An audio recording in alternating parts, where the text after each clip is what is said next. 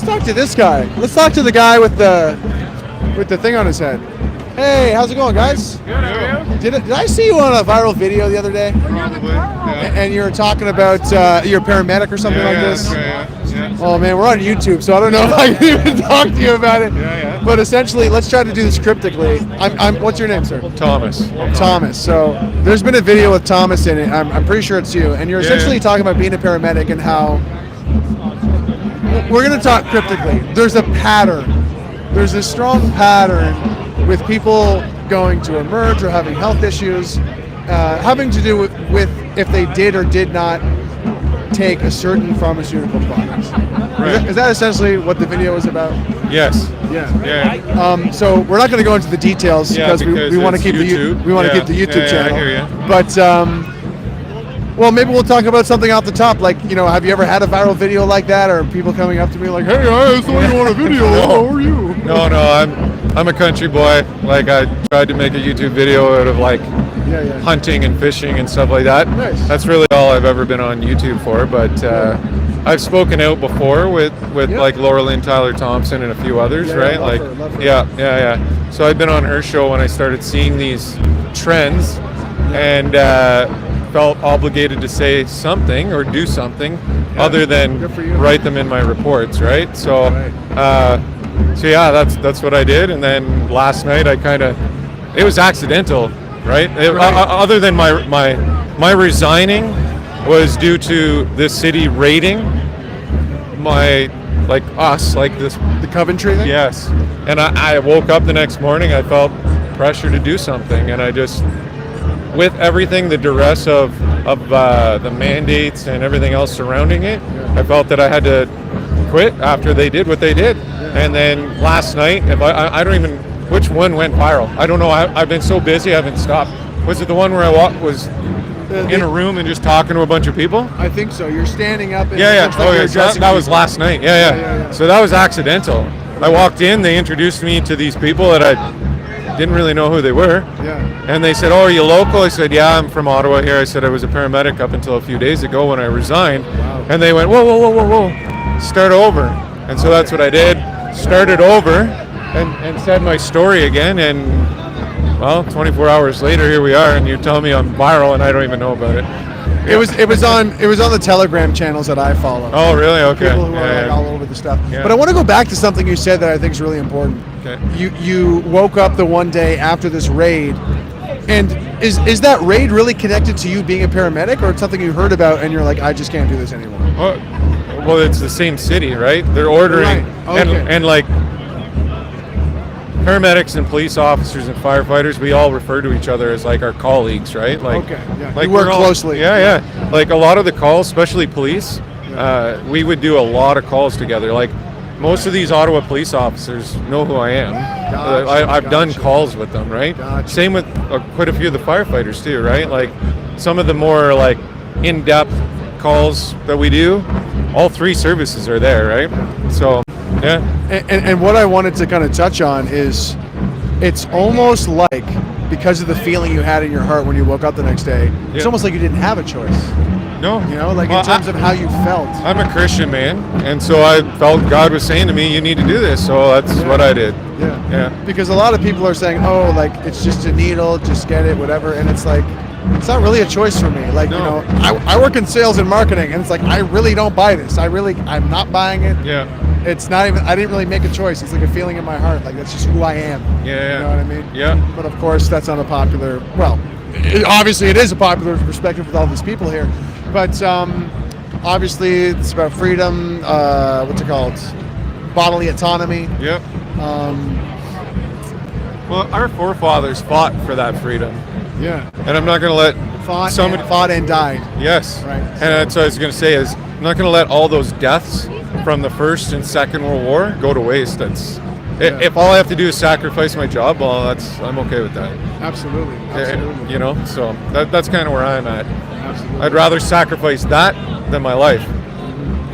But and when you made this decision to resign, was it a long time coming, or like did the courage kind of come all at once, or? So I said this to the people the other night. Like I literally gave it up. It happened all at once, I had some feeling and inklings that just wasn't agreeing with everything that had been happening for the last 2 years. But I had a secure. I wasn't placed on a leave of absence because I was on like workman's comp from PTSD from seeing all these injuries. Wow. And so after that, I'm like, I'm done. I can't handle this anymore. So I just said, screw it. Did it, finished it, threw it all away so that it can go towards this movement. I want people like you guys, to know that there's people like me and police officers like Danny. Come here. This man, Hi, Danny. Danny Bullford, is also in the same boat, right? A paramedic or former paramedic? No, he's a ex-RCMP officer who gave up his job in the same fashion. Wow. He was talking about how he resigned just the other day because you were sick and tired of it. You just felt like, I can't take this anymore. Yep. Right? And you're as an RCMP officer, you resigned recently as well. Yeah, I resigned on December 15th. Wow. Yeah. And I was asking, was this decision, Thomas? Yeah. Was it a long time coming? And you said it kind of happened all at once for you. Yeah, for me, like that pressure to do it happened really quick, but I had it in the back of my head a little bit that I just wasn't agreeing with everything that was happening over the last year and a half. But that raid on Coventry, that really did me in. Like that really, to me, it just wasn't okay. They were peaceful, like trying to attach. They were organized too. Yeah. And they're trying to attach horn honking as a mischief thing to these guys as aiding and abetting a mischief, right? Like, come on, that's ridiculous. Yeah. That is super weak. Like from a police officer standpoint, that's probably the weakest excuse they could have possibly come up with to arrest someone, to put hands on someone and take them into custody, to prevent the aiding and abetting of a mischief. I would be willing to bet that that's the first time a police officer's ever heard of that specific arrest being made in Canada.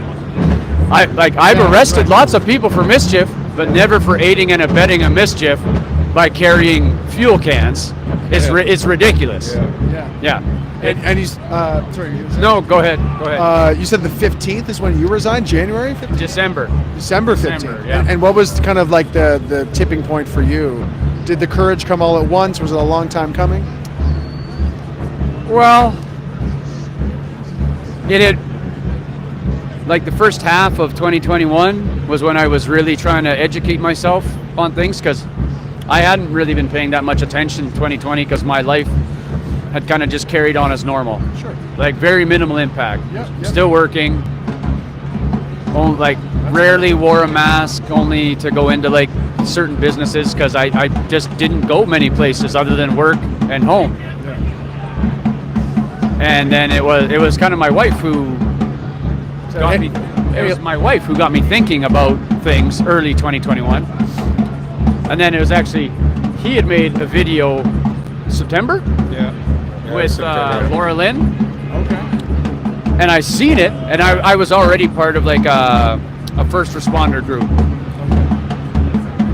And I watched it, and I remember showing my wife, I'm like, I'll use look at the courage on this guy. That's not the words I used, but something to that effect.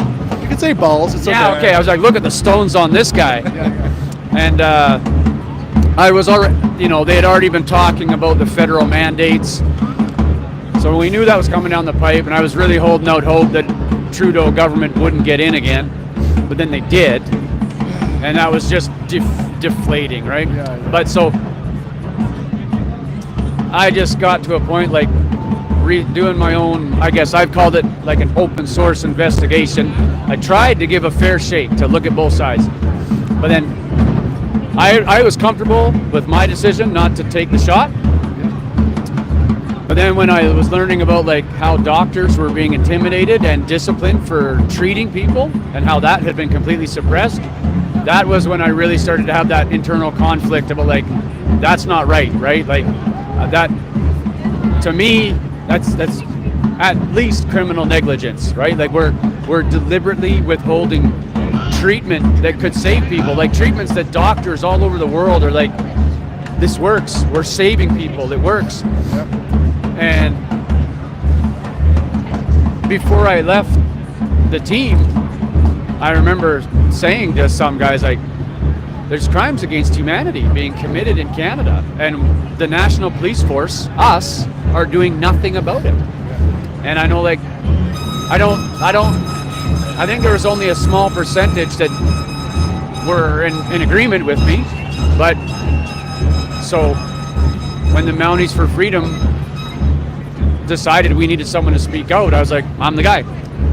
But I mean, I had that conversation with my wife, right? Like, you had to go through all the scenarios about if I do this, what's going to happen. But we both just came to the agreement, like, no, I had to. Yeah, even selfishly, just so that I could live with myself, right? Yeah. And look my own kids in the eye. Yeah. That's what I was saying to Thomas. It's almost like we don't even have a choice. It's like a feeling in our heart that we can't help it. I can't live with myself if I do this. You know, I need to make this decision because it's in my heart. But that's good for you. And I'm finding a common thing with people out here and people. And you know, I ran for the PPC I ran for the PPC a couple of years ago. I was inspired by Max Bernier, and other people have been inspired by me. And that's exactly what we do, right? We inspire one another. Yep. Like he inspired you, and on and on. And I think that's a beautiful thing.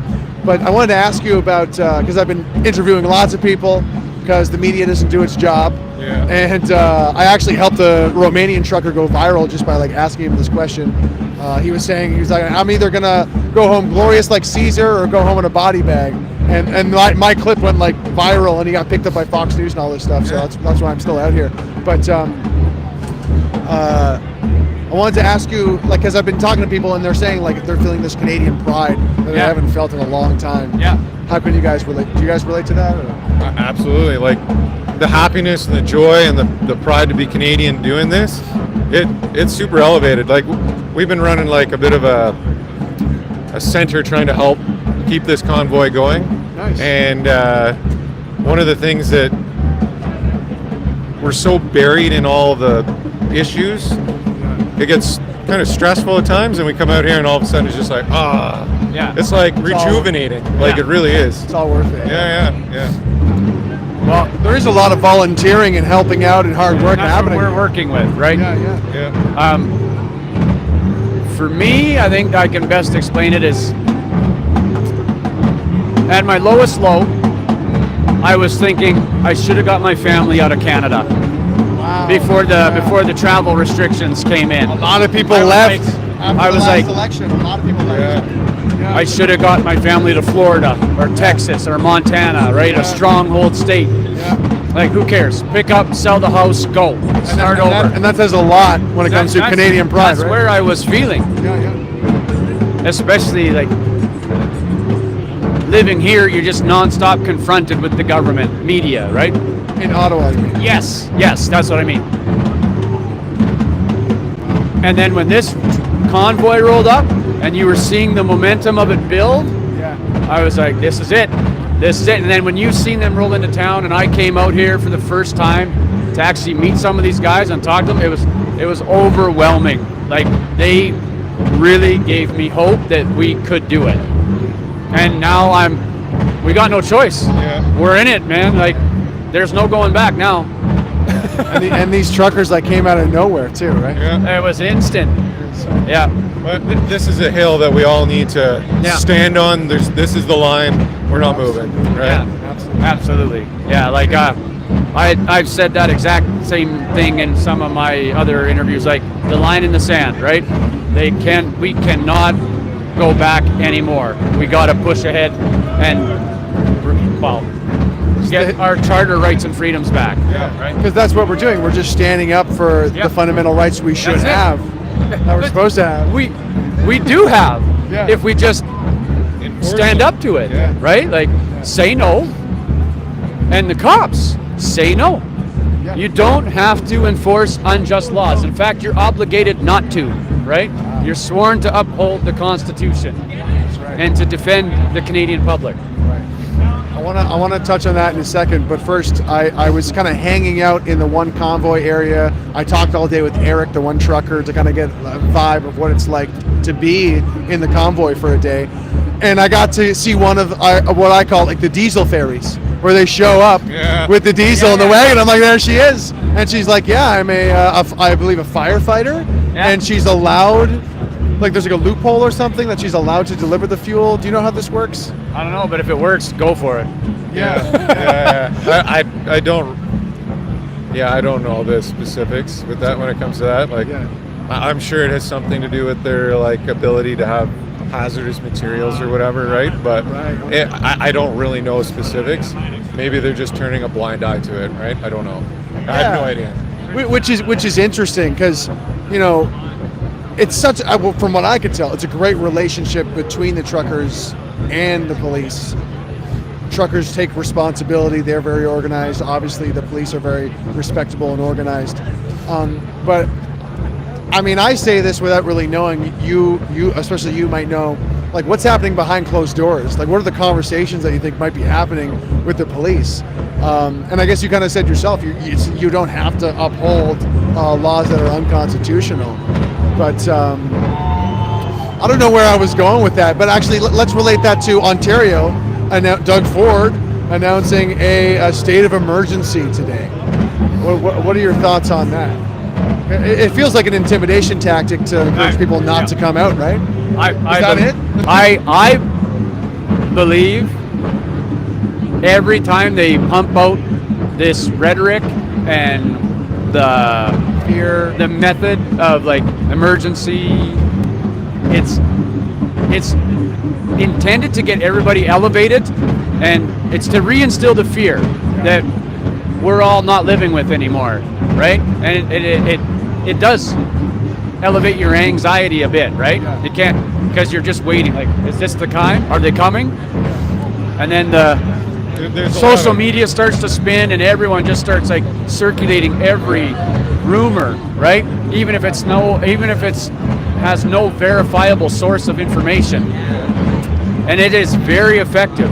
Like, it's a complete psychological operation. So they'll ramp up the rhetoric, tiny little police action, and everyone is just like, whoa, and it can totally disrupt things just for an amount of time until things start to calm down, and then they'll repeat the cycle over and over again, just to continuously disrupt what we're trying to do.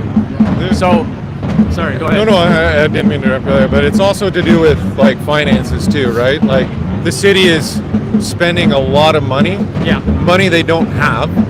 And so when they declare a state of emergency, that opens up other funding sources, right? So it pushed it to the province for a while, and now the province is likely looking at their budget going, yeah, we can't afford this. We have to declare a state of emergency. Then the federal government starts to pour out into the province. See? And so we've got like police services from all over eastern and central Ontario that are being paid big bucks, like $100 an hour for a cop in a car, right? Like, so there's a lot of money being spent per hour when you look around the place, right? Yeah. So that's mainly where that state of emergency, and like what Danny was saying, is it plays with your mind too, right? Because you go, oh, it must be bad down there, when we're all having fun. It's like Family Day Festival for the last 2 weeks, and it's going to continue until they decide to lift their mandates. It's a great street festival. Oh yeah, it's amazing. Awesome. Bring your whole family. Do it. Have you ever, even when you've been to other festivals or Canada Day celebrations, you'll never see this many complete strangers like smiling and dancing in the streets and hugging, right? Like, everyone's so excited to have to be fighting for our freedom again, right? I've never seen more unity ever. Yeah. With the most money spent on police officers to watch us. I bet they are very bored most of the time. I bet. Right? Yeah. Absolutely. Oh yeah. And I think we're winning them over. Yeah. And I'm sure I don't have to tell you how the media is, dishonestly covering this protest, but to really contrast that with this, like, it's a moment of national unity, and the media's not covering it. The politicians aren't emphasizing it. I mean, how does that make you feel? Like, personally, I'm like disgusted by it, right? Yeah. I'm upset about it. Yeah. Why aren't these politicians coming to I shouldn't say why they're not. Some are, but very few. But there should be a lot more. Like, that should be a priority in there right now. Absolutely. Right? We're not a fringe minority when you have 4, 5, 600,000 people to protest. When that happens and you're starting to outdo a typical Canada Day in this city, that's pretty massive. Take note. Yeah. Listen to us. I mean, and representing millions of Canadians who are in our position, right?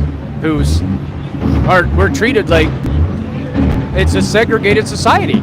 Everything that we have worked towards in the West as like trying to become more inclusive, which he pretends to champion for everything, but not if you don't agree with him. The liberal, oh boy, I gotta be careful. The woke mob is all about being tolerant unless you don't think like them or behave like them or speak like them. It's like Progressives. remember Austin Powers? His dad? There's only two things in this world I can't stand. People who are intolerant of other people's cultures and the Dutch. You remember? That's what it is. It's that ridiculous. Do you trust Pierre Poilievre? Oh, do you trust Pierre Poilievre, or I guess Pierre Poilievre? Yeah. So essentially, the Conservative Party over the past week has kind of been doing these weird backflips where, hey, we support the truckers, and then Pierre Poilievre is running for Prime Minister, and then Candace Bergeron is like, hey guys, we hear your message, go home. It's been quite a week for the Conservative Party. Yeah. I don't know if you guys follow this, but any thoughts on that, I guess? Well, I think that he's always been standing up for people like you and I the whole time, right? Yeah. I don't think that's far-fetched to say that he would, once the pressure is off a little bit socially, like and even politically, for him to then start to want to speak out for us, right? I think he probably did the whole time, but just like every other person, felt socially awkward to do it and politically awkward to do it, right? Biting their tongue. Yeah. So no, I think I'm willing to trust him. Like, I'll take anybody at this point that's going to help us. You know what I mean? Like, with caution, obviously, because anybody can turn around and bite you. But I've always liked the man. He's always done what's right, spoke out for what's right. So that's my opinion, right? For what it's worth. Yeah. So. He's been like the face for them throughout this entire time, right? Like, I mean, the previous leader was rarely around. That was the sense I had. Yeah, if you're watching a good Conservative Party clip, it's a Pierre Poilievre. Well, he's the only one that really stands out in my mind for like the last couple of years, who was like consistently trying to take the government to task. And he stayed in his lane, right? Like, he was finance critic. And sometimes you kind of have to stay in your lane, or else, people start to feel like they're being subverted. So he consistently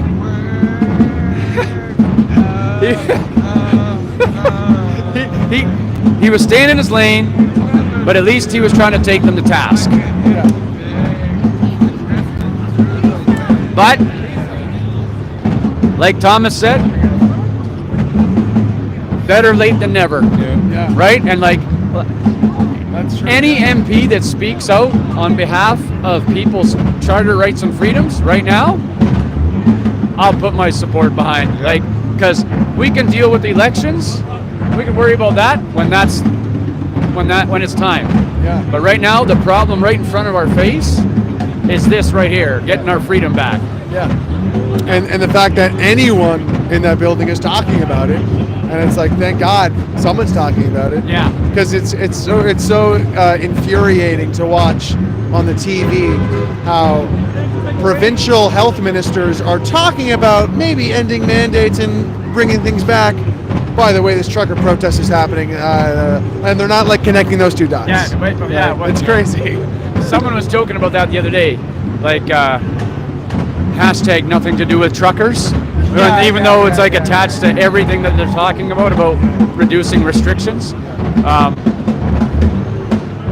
That's obviously not the case. Well, I'll get going soon because I'm sure you have lots to do, people to talk to. But I wanted to ask, because I'm kind of like pushing people a little bit, because personally, I don't think there is a middle ground on this issue.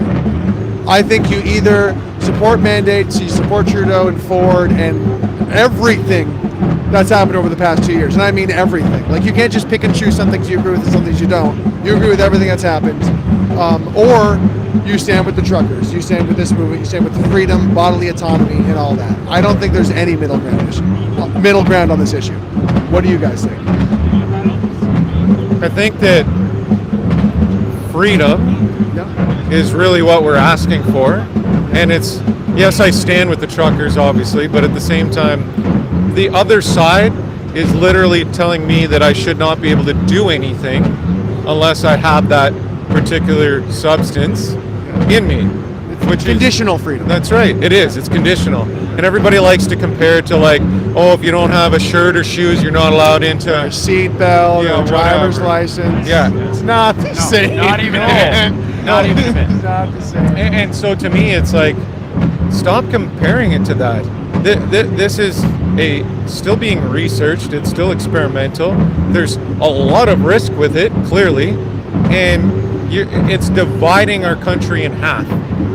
Not the guy that needs to have shoes so he doesn't cut himself on the floor, you know, or step on something, whatever, right? Or be indecently exposed. That's just, to me, it's civilized. But having something in me that you can't take back out or reverse it, that's dangerous. And then to say that I can't go to the grocery store or go here or go there, it's not okay. Like, even just to go visit somebody who's sick in a hospital, like, There's so many things. That's right, and that the healthcare just appalls me at this point. And I think that is massively different than saying, "Hey, man, go put a shirt or shoes on to get a coffee at McDonald's." Right? It's a little different. Yeah, for sure. yeah. Anything to add to that? Oh, like, no middle ground for me. None. Like, either you're free or you're not. Yep. Yeah. Like, and you see these clips, people are like yelling, "What freedoms have you lost?" All of them, and so have you. Like, no healthy person should have to wear a mask.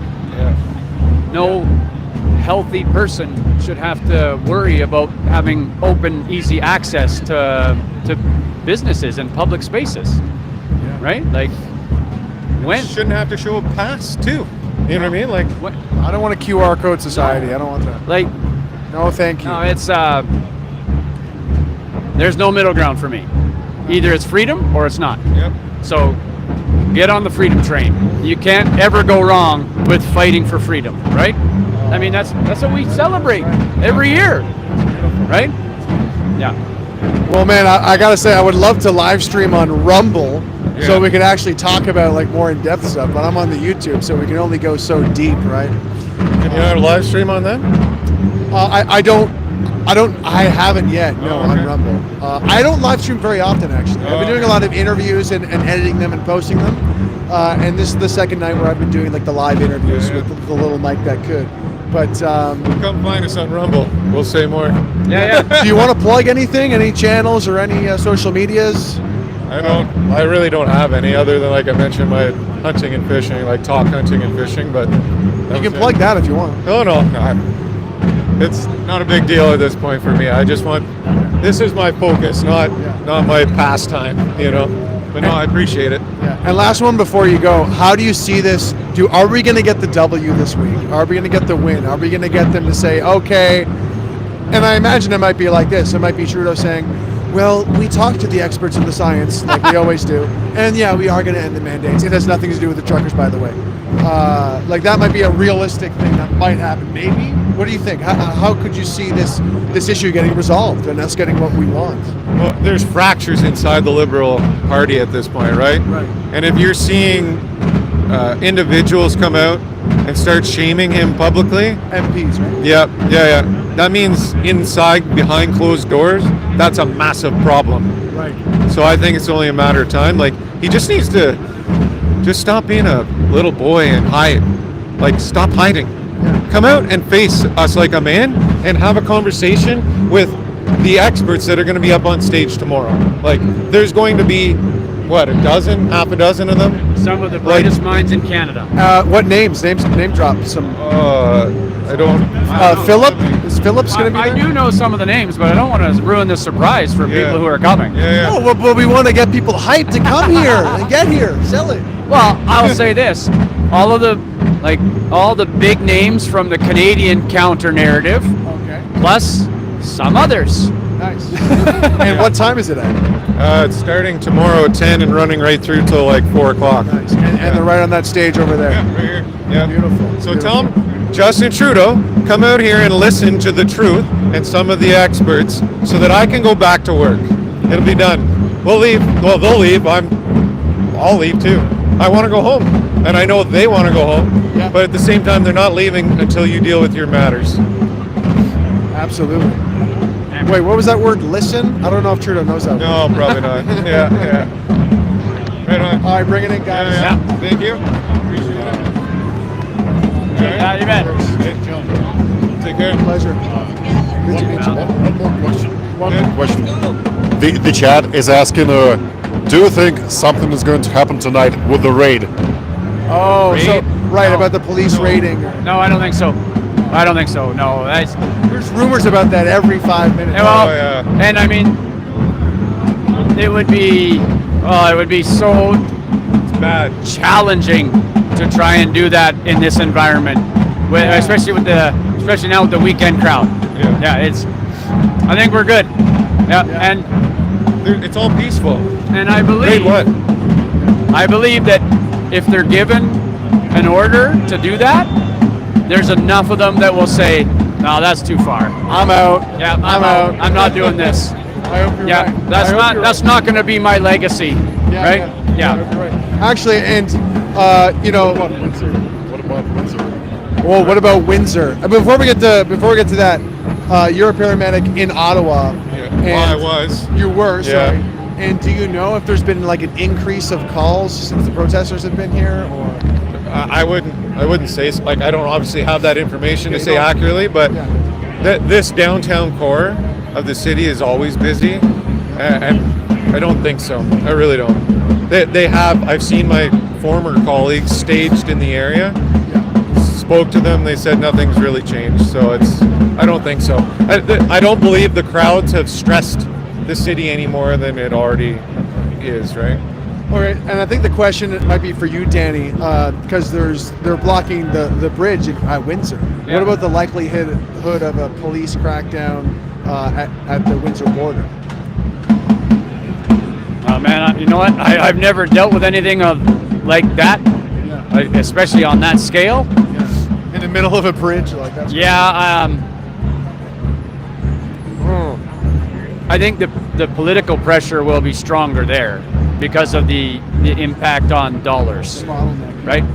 Yeah. Yeah. All right, thanks. That's about the most educated answer I can give you on that. People just need to remain inside their constitutional rights, like the Charter of Rights and Freedoms. Like, people need to be careful with what they do, right? Like, this is all about being free, and that's all. We got to be legal about it all, right? So Yeah, and really, in many ways, it's all about respecting the laws and the Charter of Rights and Freedoms, because in a way, all the protesters doing that. that's right. And if everybody did respect the laws and freedoms, we wouldn't be in this situation to begin with. That's right. Correct. So, Correct. respect the law and fundamental freedoms. Respect the law, fundamental freedoms. One last question I just thought of. Yeah. Some people might be afraid to come to Ottawa. Some people might be afraid to speak out. You two, you've put your foot down and you've had the courage to say, you know what, enough is enough. Any last message for people watching to try to inspire that courage in them and to support what's going on? It's a lot of fun. People are like having a blast here. There was bouncy castles for children and all, like there's no threat. Like, it is as safe as it comes. People saw the barricades and said, "Oh my goodness, what's that all about?" well, that's for extra protection. Like there's literally no chance of anybody being run over or hurt or like, you know what I mean? Any of these threats that they may come up with, because you've got a transport truck right here that weighs a crap ton, and you have on the other side, and they're all over the place. Nobody's driving a vehicle through here to hurt anyone, and there's police everywhere. And before the police get to them, the people are policing themselves. Very true. Like it's Very true. yeah, and that's so it's super safe. Like it's totally fine. Any last words on courage for people watching and standing up? Now's the time. Yep. Canada needs you. Canada needs all of us to stand up and say, nope, too far, we're done. If everyone says that, and even if just all the law enforcement officers say that, it's over. Over. If they don't have an enforcement arm, it's done. That's simple. Guys, it's been an Now's the honor. time. Yep. Well, I was just gonna say it's everybody's time to stand up and be like, what's the words there that what's his name uses all the time?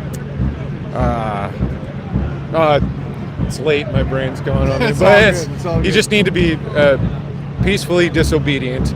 And what's that? Civil disobedience? Yeah. Well, just Peaceful non-compliance. peaceful non-compliance. Right. And if we get as many people here as possible to show a force of Canadians and how that percentage is growing, the more apt this is going to end sooner. I keep on coming up with these other questions. I'm so sorry.